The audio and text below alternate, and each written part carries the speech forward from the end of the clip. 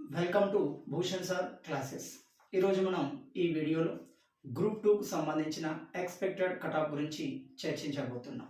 దీనికి ముందు స్వయంగా నేను గ్రూప్ 2 రాయడం జరిగింది.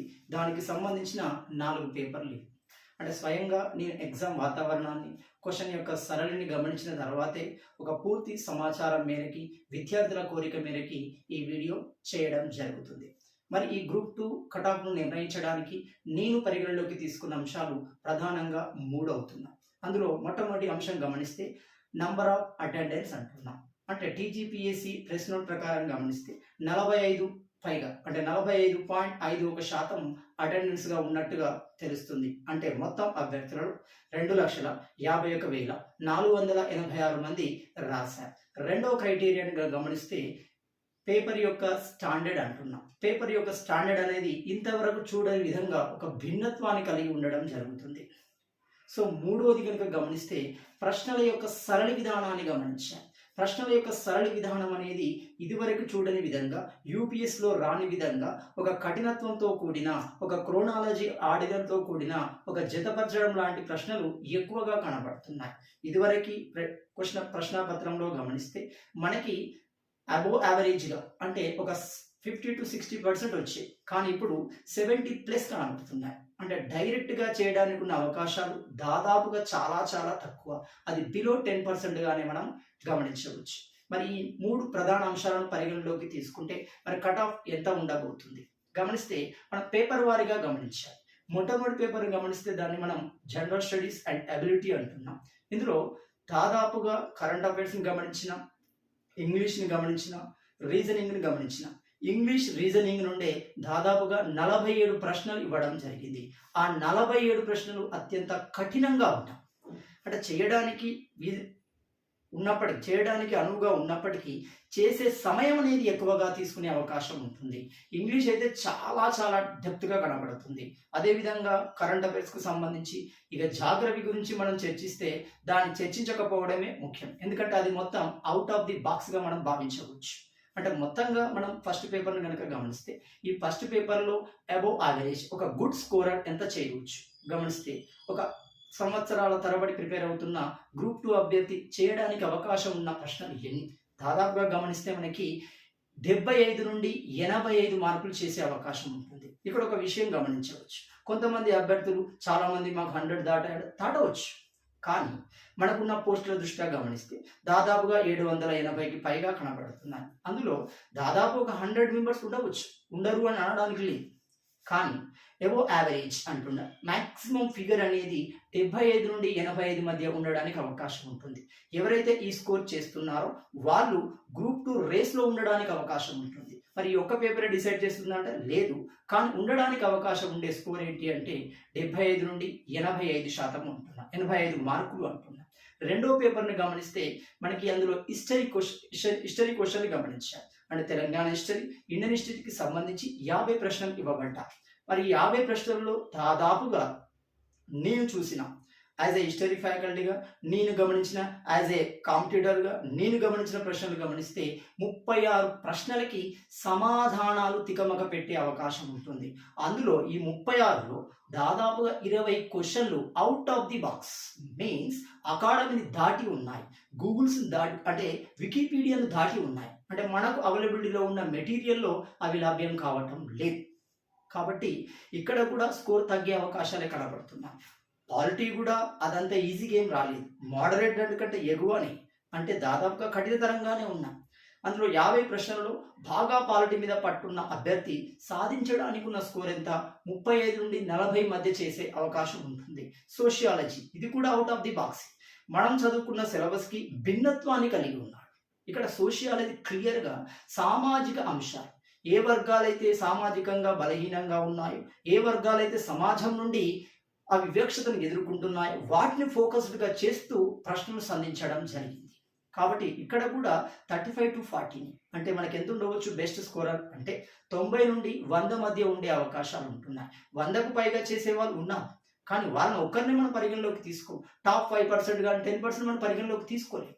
కానీ కట్ ఆఫ్ ఎక్కడ ఉంటుంది అంటే అబోవ్ యావరేజ్గా ఎక్కడైతే ఉంటున్నారో అంటే మ్యాక్సిమం పీపుల్స్ అనేవాళ్ళు మనకి ఎక్కడ ఉండవచ్చు 90 to 95 మధ్యలో ఉండే అవకాశాలు కనబడుతున్నాయి. 100 చేసే అవకాశాలు ఉన్నాయి.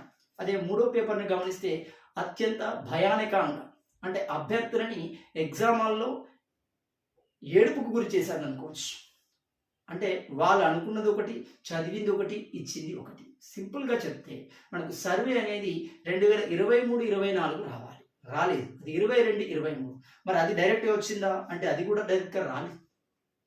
దాన్ని బేస్ చేసుకుంటూ 2014-15 ప్రధాన అంశంగా భావిస్తూ దాన్ని కంపారిటివ్లో అడిగాడు. కాబట్టి ప్రశ్నలు వాటిని అంత సులువుగా గుర్తించే అవకాశాలు లేవు. ఇందులో చాలా మందికి స్కోర్ తగ్గే అవకాశాలు చాలా మంది ఉన్నాయి. అంటే ఇక్కడ మనకి 80 నుండి 90 మధ్య వచ్చే అవకాశాలు మనకు కనబడుతున్నాయి. కొంతమందికి 90+ ఉంటున్నాయి. వాళ్ళు ఎక్స్పెక్టెడ్ క్యాండిడేట్, అంటే వాళ్ళు ఎక్స్ట్రాడినరీ క్యాండిడేట్స్. వాళ్ళంత మాత్రం అన్ని పోస్టులు వాళ్ళకి రావు. కాబట్టి ఇక్కడ 80 to 90 మార్క్స్ అనేవి మంచి స్కోర్గా గమనించవచ్చు. ఇక నాలుగో పేపర్ చాలా మంది చాలా వీడియోలో, అంటే చాలా మాధ్యమాలలో చెప్తున్నారు. కొంతమంది 110, 120 అంటున్నారు. అది పాసిబిలిటీ కాకపోవచ్చు. ఎందుకంటే అందరూ అనుకున్నట్టుగానే బయట చదివిన దానికి, తాను గుర్తుంచుకున్న దానికి, ఎగ్జామ్లో ఉన్న పరిస్థితిని అనుగుణంగా ఆన్సర్ చేయడానికి చాలా డిఫరెన్స్ ఉంటుంది. ఎంతగా చదువుకున్నప్పటికీ, అకాడమీ ఎన్నిసార్లు వల్లవేసినప్పటికీ అందులో వచ్చిన ప్రశ్నలు అకాడమీ పుస్తకాలలోనే కనబడటం లేదు. మరి ఇవి ఎక్కడి వచ్చాయి అంటే, ఒక ఫజీవుల్లా ఖాన్ గమనించండి, హిస్టరీ ఆఫ్ హైదరాబాద్ అంటే పుస్తకాలు, అంటే వీరనారాయణ ఏమవుతుంది ఇక్కడ మనకి గమనిస్తే రావి నారాయణ రెడ్డి, అంటే సింపుల్గా గమనిస్తే మూమెంట్లో ఒక 30 to 40% కమ్యూనిస్ట్ ఐడియాలజీతో కూడిన ప్రశ్నలు అనేవి సంధించబడ్డాయి. అంటే కమ్యూనిస్ట్ ఐడియాలజీతో కూడిన ప్రశ్నలు ఎందుకు సంధించబడ్డాయి అంటే, ఈ ప్రశ్నలు రాసే వాళ్ళు ప్రొఫెసర్, ప్రిపేర్ చేసిన వాళ్ళు ప్రొఫెసర్. వాళ్ళు చదువుకున్న సందర్భంలో వాళ్ళకు అవైలబిలిటీలో పుస్తకాలు అవి మాత్రమే. ఆ భావజాలంతో, ఆ అక్యురసీతో ఉన్న పుస్తకాలు మాత్రమే వాళ్ళు చదివి ఉండడం జరిగింది. ఎగ్జామ్ క్వశ్చన్ ప్రిపేర్ చేసేటప్పుడు వాళ్ళ బ్రెయిన్లో ఉన్న అంశానికి వాళ్ళు ప్రాధాన్యత ఇస్తారు. కాబట్టి అందుకే అవుట్ ఆఫ్ ది బాక్స్గా మనకు క్వశ్చన్లు అనేవి దాదాపుగా 66 ప్రశ్నలు అనేవి నేను గుర్తించాను. అవుట్ ఆఫ్ 150లో 66 ప్రశ్నలు అనేవి అవి మనకి ఎక్కడా కనబడటం లేదు. కొందరు అనవచ్చు ఆప్షన్లు కనబడుతున్నాయి. సో ఇప్పుడు 3 ఆప్షన్స్ క్రోనాలజికల్ ఆర్డర్లో ఇవ్వమన్నాడు. 2 తెలుస్తాయి, 3 తెలియదు. బెస్ట్ ఎగ్జాంపుల్ గమనించండి, జేఏసీ నిర్వహించిన కార్యక్రమాలు 4 వరుస క్రమంలో రాయమన్నాడు. ఇక్కడ 2 లేదా 3 తెలుస్తున్నాయి, ఆ మధ్యలో ఇచ్చిన అంశం తెలవటం లేదు. ఇప్పుడు సహాయ నిరాకరణానికి మరియు అదేవిధంగా ఇప్పుడు సహాయ నిరాకరణ జరిగింది, సకల జిల్లాల సమ్మె జరిగింది. ఈ మధ్యలో కూడా చిన్న చిన్న సంఘటనలు, ఒక రోజువారీ సంఘటనలు కూడా జరిగాయి. వాటిని కూడా ప్రస్తావించడం జరిగింది. ఆ వాటిని గురించి ఎవరు విని ఉండరు, చదివి ఉండరు, చూసి ఉండరు. కాబట్టి ఈ ప్రశ్నలకు ఆన్సర్లు అనేవి గుర్తించడం చాలా కష్టం. ఇప్పటివరకు అనేక మాధ్యమాలలో చక్కర్లు కొడుతున్న ఆన్సర్లు అనేవి, వాటిని మనం ప్రామాణికంగా తీసుకోవడానికి అవకాశం లేదు. వాటిని మీరు ప్రామాణికంగా తీసుకొని మా స్కోర్ ఇంత అనేది డిసైడ్ కాకండి. టీజీపీఎస్సీ ఖచ్చితంగా మనకి జనవరి 2nd వీక్ ఇవ్వడానికి అవకాశాలు కనపడుతున్నాయి. అప్పుడు మాత్రమే మీ స్కోర్ను లెక్కేసుకోండి. సాధారణంగా ఎవరైతే ఆన్సర్ పెట్టారో వాటిని గూగుల్లో కానీ, లేదు మీకు సంబంధించిన మీకు అవైలబిలిటీ పుస్తకాలు కానీ, వాటిని ఆధారంగా చేసుకొని ఆన్సర్లు కరెక్ట్గా ఉన్న వాటిని పక్కకు పెట్టండి. ఇక మిగిలిన వాటిలో బై 4th మీరు కన్సిడర్ చేసుకోండి. సపోజ్గా ఇప్పుడు 150 ప్రశ్నలలో 100 ప్రశ్నలు మీకు అవైలబిలిటీలో దొరుకుతున్నాయి, ఓకే. మిగిలిన 50 ప్రశ్నలు బై 4 చేసుకోండి. చేసుకున్నప్పుడు మీకు అక్యురసీ అనేది పెరగడానికి అవకాశాలే ఉంటాయి. కానీ మనం ఎక్స్పెక్టెడ్లో ఉన్నాం కాబట్టి, మనం ముందుగానే ఊహాజనితంగా ఉండకుండా ఒక అక్యురసీలో ఉండాలి, ఒక నిజ జీవితంలో ఉండాలి. కాబట్టి మనం బై 4 తీసుకుంటే సరిపోతుంది. ఇక్కడ ఎంత రావచ్చు స్కోర్ అంటే 90 to 100 అంటున్నా. కొంతమంది 115 చేశారు, 120 చేశారు. ఇప్పుడు నేను స్వయంగా యాజ్ ఏ ఫ్యాకల్టీగా నేను చెప్తున్నాను, నేను చేశాను 120 చేశాను. కానీ 120 కరెక్ట్ అవుతాయా అంటే నాకు తెలిసి 150 to 120 మధ్య నాకు రావచ్చు. వచ్చినంత మాత్రం నాకు వచ్చినంత మాత్రాన మిగిలిన వాళ్ళకి రావు అనడానికి అవకాశం లేదు. ఇక్కడ ఎవరి స్టాండర్డ్ వాళ్ళే. అంటే చాలామంది వివిధ రకాల పుస్తకాలు థరోగా ప్రిపేర్ అవుతూ ఉన్నారు, రైట్. దానికి ఒక సీక్వెన్స్ ఆర్డర్లో ప్రిపేర్ అయిన వాళ్ళు ఉన్నారు, సంవత్సరాల తరబడి ప్రిపేర్ అయిన వాళ్ళు ఉన్నారు. కాబట్టి అందరినీ మనం కన్సిడర్ చేసుకుంటే 90 to 100 అనేది బెస్ట్ స్కోర్ అవుతుంది. మరి ఈ 4 పేపర్లో ఉన్న ఈ యావరేజ్ మార్కులను ఆధారంగా చేసుకొని ఎంతవరకు కట్ ఆఫ్ ఉండే అవకాశం ఉంటుంది అండ్ యావరేజ్గా గమనిస్తే ప్రతి పేపర్లో 90 అనేది మస్ట్ అన్న. పోస్ట్కి ఎలిజిబిలిటీలో ఉండేది 1:2 లేదా 1:3లో ఉండడానికి అవకాశం ఉన్న స్కోర్ ఎంత ఉండవచ్చు అంటే, ప్రతి పేపర్లో మనం 90 యావరేజ్గా తీసుకుంటే అంటే ఫస్ట్ పేపర్ 75 వస్తాయి కదా సార్ అంటే యావరేజ్గా అండ్ యావరేజ్ ఒక దాంట్లో ఎక్కువ రావచ్చు ఒక దాంట్లో తక్కువ రావచ్చు. టోటల్గా మనం గమనిస్తే 90 మార్క్స్ మనం కన్సిడర్ చేసుకుంటే 360 అంటే కట్ ఆఫ్ అనేది 360 పైగానే కనబడుతుంది. ఇక్కడ క్లియర్ గమనిస్తే అందులో మనం ఓపెన్ కట్ ఆఫ్ కనుక గమనించండి. ఓపెన్ కట్ ఆఫ్ అనేది ఎంత ఉంది? 360 నుండి 380 వరకు ఉండే అవకాశం ఉంటుంది. కొంతమందికి వస్తాయి 400 రావు అనడానికి అవకాశం లేదు, 430 రావు అనడానికి అవకాశం లేదు, వస్తున్నాయి. వాళ్ళు కేవలం 10% అంటే 783 పోస్టుల్లో దాదాపు 80 పోస్టులు వాళ్ళు తీసుకోవచ్చు. కానీ ఎక్కువ రష్ ఎక్కువ ఉంటుంది అంటే ఎక్కడ స్టాప్ అయి ఉంటుంది అంటే ఇక్కడ 360 to 380 అంటున్నాం. ఇది చాలా చాలా ఇంపార్టెంట్. ఎందుకంటే ఇక్కడ ఒకే మార్కుతో చాలా మంది ఉండే అవకాశం ఉంటుంది. ఎప్పుడైతే యావరేజ్ స్కోర్ అనేది ఎట్లా ఉంటుంది అంటే తక్కువ డిఫరెన్స్ అనేది ఉంటుంది, మాక్సిమం 1 మార్క్. నాకు తెలిసి 4 పేపర్లో ఓవరాల్ అండ్ యావరేజ్ మొత్తం 600 మార్కులలో దాదాపుగా 4 నుండి 5 ప్రశ్నలు తీసివేయబడవచ్చు, లేదు వాటికి ఆప్షన్లు మారవచ్చు. అంతే తప్ప మాక్సిమం అనేది ఇదివరకు 20-30 క్వశ్చన్లు తీసేయడానికి కలపడానికి మార్క్స్ కలపడానికి అవకాశం అయితే లేదు. ఎందుకంటే పేపర్ను ఒక ప్రణాళికాబద్ధంగా ఎలాంటి కాంట్రవర్సీ లేకుండా ఒక ఖచ్చితత్వంతో ఒక యూపీఎస్సీని మించిన విధంగా రాయడం జరిగింది, ప్రిపేర్ చేయడం జరిగింది. కాబట్టి ఇక్కడ ఓపెన్ కట్ ఆఫ్ అనేది మనకి ఎంత ఉంటుంది అంటే 360 నుండి 380 మధ్య ఉండే అవకాశం ఎక్కువగా కనబడుతున్నాయి. అదేవిధంగా ఓబీసీ వర్గాలు గమనిస్తే ఏ, బి, సి, డి. ఇక్కడ బి, డి వర్గాలకు ఎక్కువ కాంపిటీషన్ అనేది ఉంటుంది. సాధారణంగా బి అంటే ఈక్వల్ టు ఓపెన్ అంటే ఇక్కడ ఏమవుతుంది అంటే వాళ్ళకి 355 నుండి 370 మధ్య ఉండే అవకాశాలు కనబడుతున్నాయి. అంటే బీసీ వర్గాలన్నిటికీ అందులో ఆ బీసీఏ, బిసిడిని గమనిస్తే 355 నుండి 370 మధ్య ఉండే అవకాశం కనబడుతుంది. అదేవిధంగా ఎస్సీ ఎస్టీ వర్గాలు ఇక్కడ కూడా ఎంతో డిఫరెన్స్ రాదు. ఎందుకు రాదు అంటే ఇక్కడే ఓపెన్ చూడండి 360 అంటే అండ్ యావరేజ్ 90 తీసుకున్నాం. ఎస్సీ వర్గానికైనా ఎస్టీ వర్గానికి ఆ యావరేజ్ దగ్గరికి వస్తాడు. కాబట్టి వీళ్ళలో కూడా కట్ ఆఫ్ అంతగా మార్కులు ఏం కనబడవు మనకి. అంటే 10 మార్కులు 15 మార్కులు తేడా అనేది మ్యాక్సిమం కనబడదు. 3, 4 మ్యాక్సిమం 5 మార్కులు అనేది కనబడుతుంది. ఎందుకంటే తగ్గే కొలది మంది అనేది వాళ్ళు ఎక్కువ ఉంటారు, రష్ అనేది ఎక్కువ ఉంటుంది. కాబట్టి ఇక్కడ ఎస్సీ ఎస్టీ వర్గాలకు దాదాపుగా ఇక్కడ 350 నుండి 355 ఉండే అవకాశం ఉంది. అదేవిధంగా ఉమెన్స్ వర్గాలకు అంటున్నా. ఇప్పుడు ఉమెన్స్ అంటున్నారు వాళ్ళకి తక్కువ వస్తుందంటే ఛాన్సే లేదు. కానీ వాళ్ళకి ఎక్కడ బెనిఫిట్ ఉంటుంది అంటే ఈ ఎస్ఐ మధ్యలో బెనిఫిట్ ఉంటుంది. కొన్ని ప్రత్యేకమైన పోస్టులు ఉన్నాయి అంటే డిగ్రీలో ప్రత్యేకమైన కామర్స్ లాంటి ఎల్ఎల్బి లాంటి వాటి విషయాలు గమనిస్తే అక్కడ మాత్రమే తగ్గుతాయి. అంటే ఎక్కడైతే ఎకనామిక్ బ్యాక్గ్రౌండ్తో, ఎక్కడైతే ఎల్ఎల్బి బ్యాక్గ్రౌండ్తో, ఎక్కడైతే హైట్తో కూడిన మెజర్మెంట్తో కూడిన పోస్టులు ఉన్నాయో అక్కడ అటు ఇటుగా మారే అవకాశం ఉంటుంది. కానీ మిగిలిన అన్ని పోస్టులకి దాదాపుగా ఇక్కడే కట్ ఆఫ్ ఉంటుంది. ఉమెన్స్కి 350 నుండి 355. ఇక్కడ ఒక విషయాన్ని గమనించాలి. మరి చాలా మంది విద్యార్థులు 300 వస్తే సరిపోతుంది. ఓకే, నేను కాదు అంటలేదు.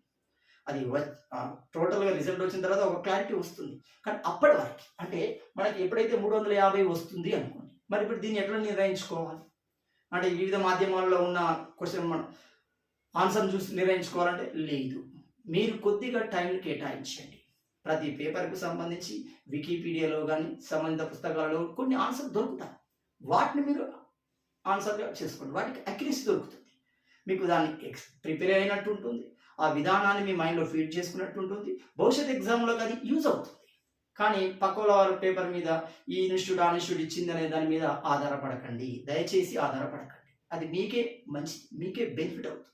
అంటే ఏ విధంగా క్వశ్చన్ అడిగాడు, ఏ ఏరియా నుండి ఏ విధంగా క్వశ్చన్ తీసుకున్నాడు, ఏ అంశాలను కలుపుతూ క్వశ్చన్ తీసుకుంటున్నాడు అనే ఒక క్లారిటీ అనేది మీకు దొరుకుతుంది. ఇప్పుడు ఎలాంటి ఎగ్జామ్స్ లేవు ఇప్పుడు. కాబట్టి క్యాలెండర్ వచ్చే వరకు ఇప్పుడు ఎలాంటి ఎగ్జామ్స్ లేవు. కాబట్టి ఈ పేపర్ని ఒకసారి క్షుణ్ణంగా పరిశీలించి భవిష్యత్తు ఎగ్జామ్కి మనం ఏ విధంగా ప్రిపేర్ కావచ్చు దాన్ని కూడా మనం అవగతం చేసుకోవచ్చు. కాబట్టి ఇది కేవలం అవగాహన కోసం మాత్రమే తీయబడుతుంది. ఇందులో రావచ్చు. ఇక్కడ ఒక విషయాన్ని గమనించండి. రాకపోతే మీరు తప్పు చెప్పారు కదా సార్ అంటే అది కాదు. అంటే నార్మల్గా నేను ఎందుకు చెప్తున్నాను అంటే ఇక్కడ ఓపెన్ 360 అంటున్నాం, అది 360 to 380 అంటున్నాం. ఎవరైతే 360 దగ్గర ఉన్నారు అంటే ఇప్పుడు ఓవరాల్గా 600 క్వశ్చన్లకు ఆన్సర్ దొరకవు వాళ్ళకి, వికీపీడియాలో కానీ పుస్తకాలకు దొరకవు. సపోజ్గా అతనికి 300 మార్కులు దొరికినాయి, ఓకే, ఆయన ఒక 250 వస్తున్నాయి. మరి ఇంకా అంటే 300 మార్కులు ఇంకా 300 మార్కులు ఉన్నాయి కదా, బై 4 చేసుకోండి. చేసుకున్నప్పుడు మీరు యావరేజ్ ఎక్కడ ఉన్నారా లేదా చెక్ చేసుకోండి. ఎందుకు అంటున్నాను అంటే అనవసరంగా వాటి కోసం వెయిట్ చేసే బదులు అది రిజల్ట్ వస్తూనే ఉంటాయి, వాటిని మనం ఎవరు ఆపలేం. అప్పుడు వస్తే వస్తుంది, కానీ మీరు ఏం చేయాలి అంటే 360 ఉంది అనుకోండి, hope next do the better. ఇప్పుడు గ్రూప్ 2 వచ్చే అవకాశం ఉంటుంది 360 రాగానే. అప్పుడు ఏం చేయాలి, మీరు గ్రూప్ 1కు ప్రిపేర్ అయ్యే విధానం గమనించాలి. ఇక్కడ ఇంకొక విషయాన్ని గమనిస్తే టీజీపీఎస్సీ చైర్మన్ మొన్న క్లియర్గా చెప్పాడు, అవరోహణ క్రమంలో పోస్టులను భర్తీ చేస్తున్నాము అంటున్నాడు. అంటే గ్రూప్ 1, గ్రూప్ 2, గ్రూప్ 3, గ్రూప్ 4 ఇలా పోస్టులు భర్తీ చేయడం వల్ల కట్ ఆఫ్ తగ్గే అవకాశాలు కూడా కనబడతాయి. దాన్నే కనుక పరిగణలోకి తీసుకొని దాన్నే అమలు చేస్తే మాత్రం ఈ కట్ ఆఫ్ ఇంకా తగ్గవచ్చు, ఖచ్చితంగా తగ్గుతుంది. ఎందుకంటే మనకి గ్రూప్ 1 దాదాపు 563 ఉన్నాయి, అవి 563 మంది ఎగిరిపోతారు, ఖచ్చితంగా వాళ్ళు ఇక్కడ ఉంటారు. ఎందుకుంటారంటే గ్రూప్ 1 రాకపోయినా 2 ద్వారా కూడా గ్రూప్ 1 స్థాయి మనం పొందవచ్చు అని ఉన్న వాళ్ళు ఉంటారు, కాబట్టి అక్కడ తగ్గుతుంది. అదేవిధంగా గ్రూప్ 2 అనుకోండి, ఇప్పుడు 783 ఉన్నారు అంటే అక్కడ 600, ఇది ఒక 800, 1400 మంది వెళ్ళిపోతారు. అప్పుడు గ్రూప్ 3కి తగ్గుతుంది. కాబట్టి మీరు ఏం చేస్తారంటే ఒక 360 వచ్చింది అనుకోండి, నెక్స్ట్ స్టేజ్కి అంటే గ్రూప్ 1కి ప్రిపేర్ కండి. అందుకే ఇప్పటికైనా మీరు అబ్జర్వ్ చేస్తున్నారు అనుకుంటున్నాను, ఎందుకంటే ప్రశ్నల యొక్క సరళి ఏ విధంగా ఉంది. నేను ఆల్రెడీ చాలా సందర్భాలలో బీసీ స్టడీ సర్కిల్లో కానీ టీశాట్లో కానీ నేను చెప్తూనే వచ్చాను. ఎందుకంటే మన ప్రొఫెసర్లకి వాళ్ళు చదివిన విధానం, వాళ్ళ పరిస్థితులు వాళ్ళు అంత కఠినంగా తయారు చేశారు. కాబట్టి అలాంటి ప్రొఫెసర్ల చేతిలో పేపర్ ప్రిపేర్ అయితే మన పరిధిని దాటుతాయి, మన ఊహకే అందవు. కాబట్టి క్లియర్గా గమనించండి, ఇది ఇంతే. ఇంకా రాబోయే ఎగ్జామ్లో ఇంతకంటే కఠినంగా ఉండబోతాయి క్వశ్చన్ యొక్క కఠినత్వము అంటే అది ఎక్కడో అడగడం కాదు, మనం ఏదైతే ప్రిపేర్ అవుతున్నామో కాంపిటేటివ్లు అంటే ఒక స్టడీ సర్కిల్లో కానీ ఒక కోచింగ్ సెంటర్లో కానీ దాని బిహైండ్గా అడుగుతున్నాడు ప్రశ్న. అంటే దాని ఉద్దేశం ఏంటి, అక్కడ గ్రామీణ అభ్యర్థిని కోచింగ్ వెళ్ళిన అభ్యర్థిని సరిసమానంగా చేయడానికి ప్రయత్నం జరుగుతుంది అంతే.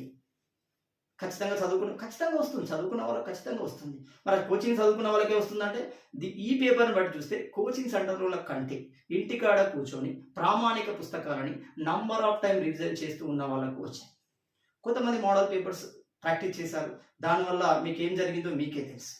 కాబట్టి నేను అనేది ఏంటి అంటే సిలబస్ ఏమి ఇచ్చారు బాగా గమనించాలి. సిలబస్కి సంబంధించిన ప్రశ్నల యొక్క సరళి ఉందా అనేది మీకు ఈ పేపర్ 4 పేపర్లని తరువుగా చదువుకోండి. గ్రూప్ 3 పేపర్లు కానీ గ్రూప్ 2 పేపర్లు కానీ రోజు ఒకసారి వేయండి.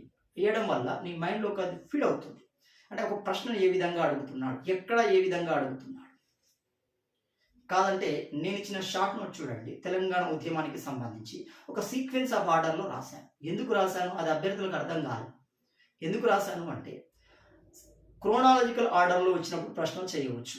రెండోది ఒక ప్రశ్నకు తప్పుడు సమాధానం, ఇప్పుడు గ్రూప్ 2లో చూడండి ఇయర్ చాలా తప్పులు ఇచ్చాడు. అది క్వశ్చన్ తప్పు కాదు, నిన్ను తకమిక పెట్టడానికి తికమక పెట్టడానికి ఆ ఇయర్ని 56 అయితే 55 ఇచ్చి, ఆగస్టు 20 అయితే ఆగస్టు 21 నుంచి, ఏప్రిల్ అయితే మే అని ఇచ్చాడు. దానివల్ల ఏమవుతుంది, ఒక సీక్వెన్స్ అవార్డు దొరుకుతుంది, ఒక అక్యురసీ ఆ ఇయర్ క్లియర్గా దొరుకుతుంది, ఆ మధ్య కాలంలో జరిగిన సంఘటనలు నీకు క్లారిటీ వస్తాయి. తద్వారా ఈ క్రోనాలజికల్గా కానీ జతపరచడంలో కానీ అసెస్ అండ్ స్టేట్మెంట్లో కానీ అంశాలకు ఆన్సర్ చేసే అవకాశాలు ఎక్కువగా కనబడతాయి. కాబట్టి మీరు ఈ కట్ ఆఫ్ ఉన్న వాళ్ళు తదుపరి ఎగ్జామ్కి అంటే గ్రూప్ 2 నుండి గ్రూప్ 1 స్థాయికి సంబంధించిన ఎగ్జామ్కి ప్రిపేర్ అవుతారని ఆశిస్తున్నాను. చివరగా చిన్న అనౌన్స్మెంట్, భూషణ్ సార్ క్లాసెస్ అనే యాప్ అనేది ఇటీవల విడుదల చేయబడింది. ఇందులో మనకి వివిధ రకాల కోర్సులు అంటే ముఖ్యంగా తెలంగాణ ఉద్యమం, తెలంగాణ చరిత్ర, మోడర్న్ తెలంగాణ చరిత్ర సంస్కృతి, భారతదేశ ఆధునిక చరిత్ర, వీటికి సంబంధించిన వీడియోలు డైలీ యూట్యూబ్లో అప్లోడ్ చేయబడతాయి. వీటికి సంబంధించిన కోర్సులు నేను నా యొక్క ఉద్దేశం, నా యొక్క మోటో కూడా అదే. నేను ఇటీవలే గ్రూప్ 4 సాధించడం జరిగింది.